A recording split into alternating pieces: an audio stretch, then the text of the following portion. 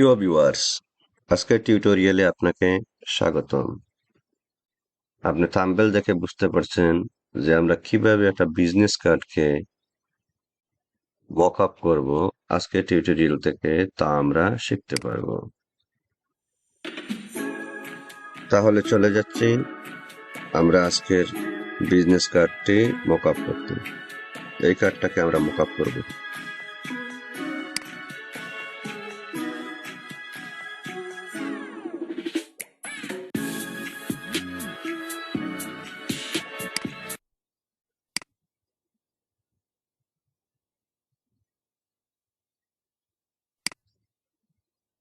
তাহলে আমরা যে বিজনেস কার্ডটা ক্রিয়েট করেছিলাম আমাদের প্রতিষ্ঠানের, এটা ছিল তার ফ্রন্ট সাইজ এবং এটা ছিল তার ব্যাক সাইড। আমরা উভয় সাইডকে মূল ফাইল থেকে এক্সপোর্ট করে জেপিজি ফরম্যাটে প্রথমে নিয়ে এসেছি। কিভাবে এক্সপোর্ট করতে হয় তা আমরা ক্লাসে বিস্তারিত দেখেছি। এখন দেখেন তার ফ্রন্ট সাইজ, এটা ব্যাক সাইড এবং প্রিন্ট হওয়ার পরে কিভাবে হবে এটা আমরা মকআপ করে প্রেজেন্টেশন করেছি। তো আজকে এই প্রেজেন্টেশনটি আমরা পুঙ্খানুপুঙ্খ শিখব। সুতরাং আমাদের সাথেই থাকুন।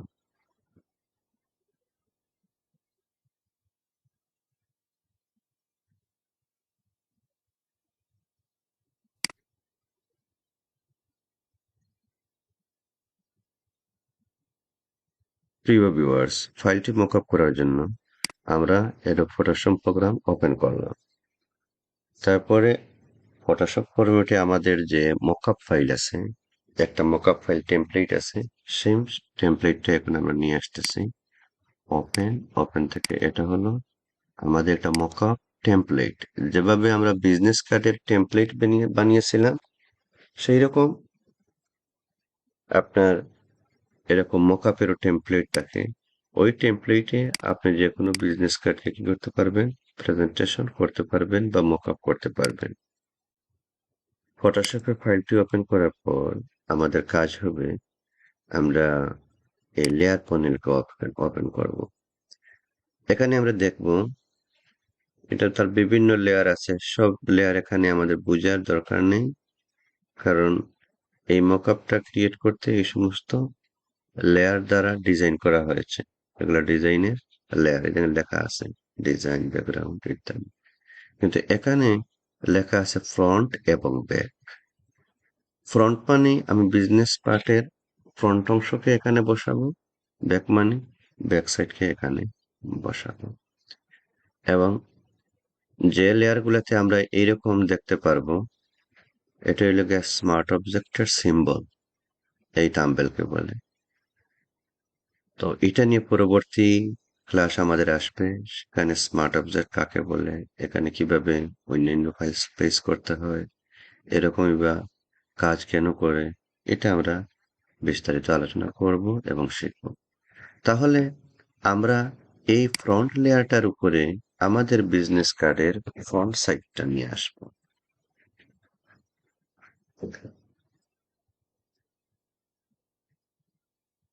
তো আমরা এই স্মার্ট অবজেক্টের উপরে ডাবল ক্লিক করলাম। এই স্মার্ট অবজেক্ট লেয়ারটি ওপেন হয়েছে। আমাদের ডেমো বা টেমপ্লেট হিসাবে যেটা রাখা ছিল সেইটা ওপেন হয়েছে।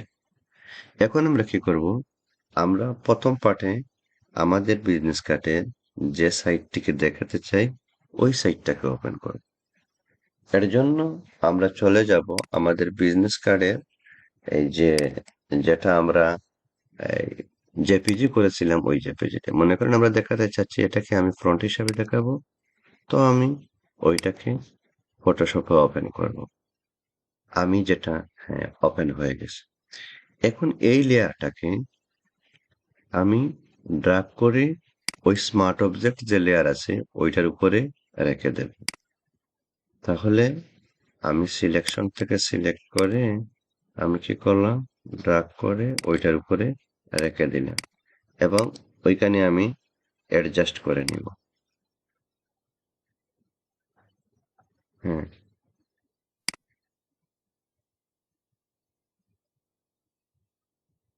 ওই দেখেন অ্যাডজাস্ট করে নিলাম। এখন আমি শিফট চেপে ওইটাকে ওইদিকে নিব, নতুবা রেশিও অনুযায়ী উভয় দিকে বড় হয়ে যাবে। তারপর ওকেতে ক্লিক করব।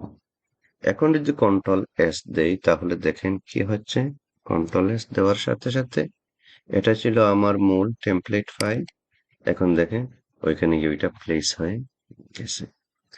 আপনি একটু লক্ষ্য করেন, যখন আমার বিজনেস কার্ডটি রাউন্ডেড থাকবে, সরি, রেক্টেঙ্গুলার থাকবে, এই দেখেন এটা রেক্টেঙ্গুলার এবং এটা হলো রাউন্ড।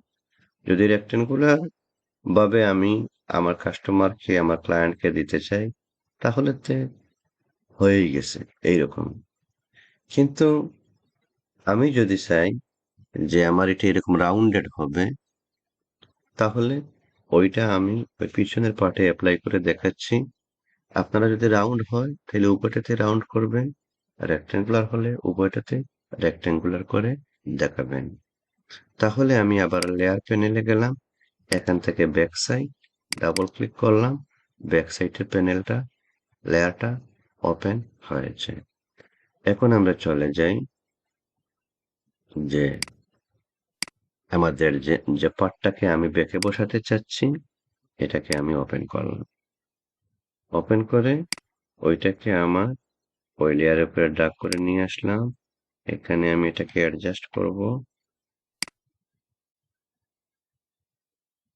শিফট চেপে নিয়ে গেলাম, তারপর ওকে দিলাম। এখন একটা জিনিস খেয়াল করেন, যদি আমি চাই যে আমার ক্লায়েন্টকে আমার এটা রাউন্ডেড, এটাকে ডাই কাট বলে, রাউন্ডেড বিজনেস কার্ড তার আগে পৌঁছাবো, তখন আমি এখানে কি করতে হবে, এই যে লেয়ারটা আছে, এই লেয়ারের থাম্বেলটা, এই লেয়ারের ওই থাম্বেলের উপরে আমি কি করব, লেয়ারের উপরে আমি ডান বাটনে ক্লিক করলে একটা মেনু আসবে, এখান থেকে ক্রিয়েট ক্লিপিং মাস্ক যদি আমি দেই, তাহলে ওই দেখেন এটা রাউন্ডেড হয়ে গেছে। ব্যাপারটা লক্ষ্য করেছেন? যখন আমি ডাইন বাটন ক্লিক করলাম, মেনু আসলো, মেনু আসলে পরে এখান থেকে ক্রিয়েট ক্লিপিং মাস্ক, এই যেখানে রিলিজ ক্লিপিং মাস্ক মানে আগে ক্রিয়েট করে ফেলেছি ওই জন্য রিলিজ চলে আসছে, ওটা দিব, তখন ওটা রাউন্ডে হয়ে যাবে।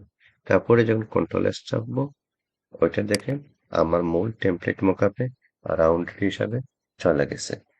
তাহলে একটা মকআপের ভিতরে কিভাবে আমি, যদি এটাকে রাউন্ডেড করতে হয় কিভাবে ক্লিপিং মাস্ক করব এটাও দেখালাম। আর যদি আমি ক্লিপিং মাস্ক না করি তাহলে সেটা রেক্টেঙ্গুলার হিসাবে থাকবে কিভাবে, এটাও আমি দেখালাম।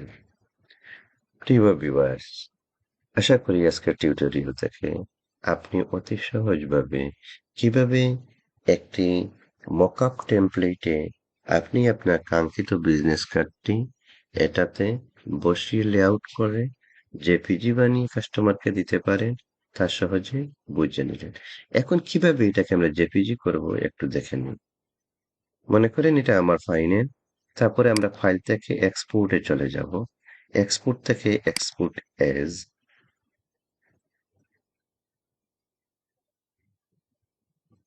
তারপরে এখান থেকে আমরা এক্সপোর্ট কাঙ্ক্ষিত যে জায়গায় আমি দিতে চাই, আমি যদি চাই ডেস্কটপে তাহলে ডেস্কটপের যে জায়গায় আমি চাই ডাউনলোডে, ডাউনলোডে আমি এক্সপোর্ট করে দিলাম।